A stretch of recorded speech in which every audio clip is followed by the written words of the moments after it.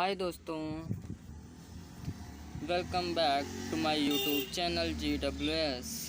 अगर आप हमारे वीडियो पर नए हैं तो हमारे चैनल को सब्सक्राइब कर लीजिए। इसमें आपको मिलेंगे खूब सारे टॉपिक्स जो कि फ़िज़िक्स से रिलेटेड होंगे और मैथ से रिलेटेड होंगे और आपके एग्ज़ाम के पॉइंट ऑफ व्यू से आपको हेल्प करेंगे। अगर लास्ट में आपको वीडियो ये पसंद आती है तो हमारे इस वीडियो को लाइक कर दीजिएगा और चैनल को सब्सक्राइब कर लीजिएगा। तो चलिए स्टार्ट करते हैं आज का हमारा फिजिक्स का टॉपिक, कूलाम का नियम।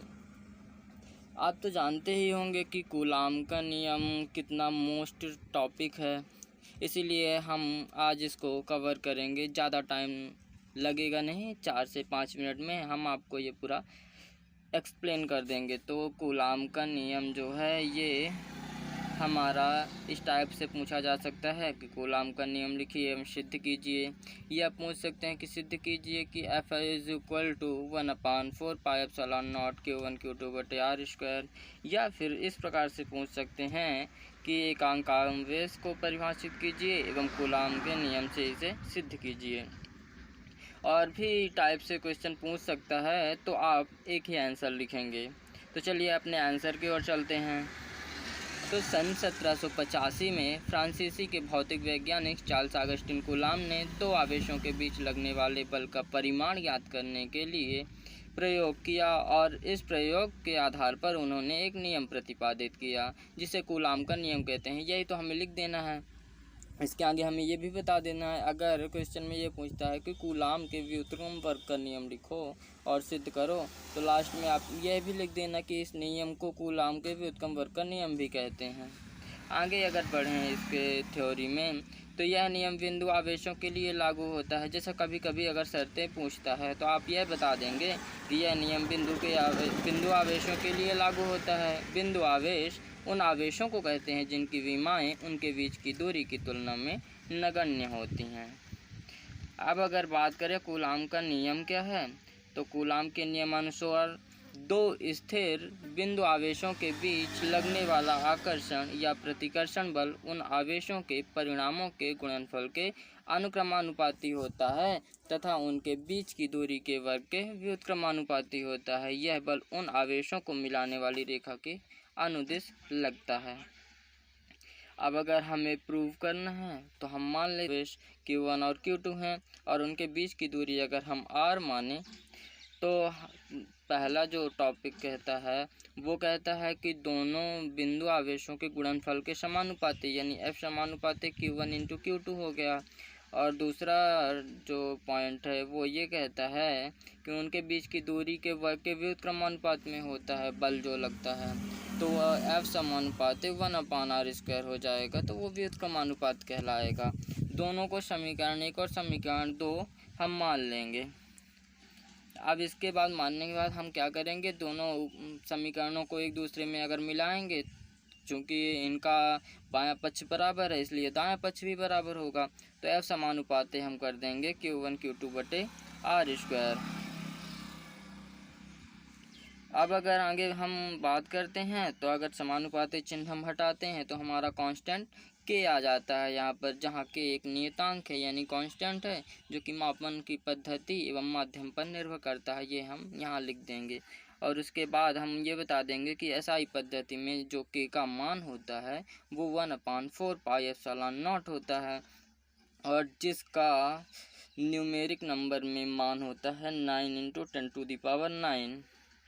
उसके बाद हम आगे अगर बढ़ें तो समीकरण 3 से हम रखेंगे मान उसमें जहाँ पर हम K का मान रखे थे वहीं। आपको समझ आया? हम क्या करेंगे कि समीकरण 3 से F is equal to 1/4 pi epsilon naught Q1 Q2/r²। हमने यहाँ पर क्या किया कि जहाँ पर K रखा था हमने समीकरण 3 में, वहाँ हमने जो SI पद्धति में K का मान रखा तो वहाँ रख दिया 1/4 पाई एप्सिलॉन नॉट। और अगर इसका मान हम मतलब दूसरे फार्मूले में रखें तो हम ऐसे भी लिख सकते हैं इसे कि F is equal to 9 × 10⁹ Q1 Q2/r²। जो कि 1/4πε0 का मान होता है 9 × 10⁹ वही हम यहाँ रख देते हैं। अब यदि दोनों आवेशों के मध्य परावैद्युत माध्यम भी रखा हुआ है तो फिर के हमारा उसके विद्युत क्रमानुपात में आ जाता है। तो हम लिख देते हैं F = 1/4πε0 Q1Q2/R²। CGS पद्धति में हमें तो पता ही है कि K = 1 होता है। बस अब अगर बात करते हैं यहाँ से कूलाम का नियम समाप्त हो गया। पर अगर पूछता है एकांक आवेश के लिए भी तो हम यहाँ एकांक आवेश के लिए मान लेंगे कि जो Q1 और Q2 हैं वो दोनों समान परिमाण के हैं, यानी Q मान ली है और इनके बीच की दूरी हम 1 मान लेते हैं और जो इसमें बल लग रहा है वो मान लेते हैं 9 × 10⁹ न्यूटन। तो अब उसी फार्मूले में हम रख देंगे जो कि कूलाम के नियम था, उसी फार्मूले में हम रख देंगे। ये जो फार्मूला है इसी में हम रख देंगे 9 × 10⁹ जो मान हम ऊपर मान के चलते हैं वही मान हम इस फार्मूले में रखें। तो अगर फार्मूले में रखेंगे तो ये जो है तो 9 से 9 कट गया, ये वाला बल से बल Q और Q को गुना हुआ तो ये हो जाएंगे Q² और ये जो 1 है इधर आएगा तो ये 1 हो जाएगा।